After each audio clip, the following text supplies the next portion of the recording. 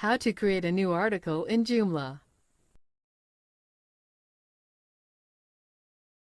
Only publishers, authors, and editors can create articles, while only publishers can actually publish the article. Click Submit an article. Enter a title for the new article. Type your content here.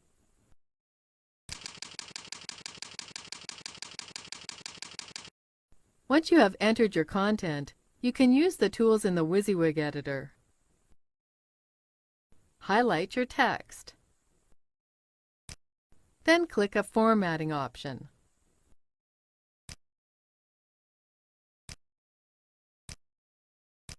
You can insert images, URLs, emoticons, and many others into your content.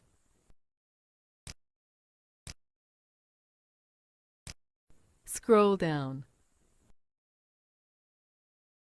Choose the section and category this article should belong to.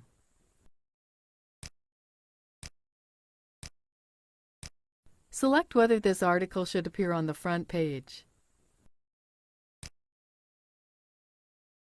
Type a description for the metadata.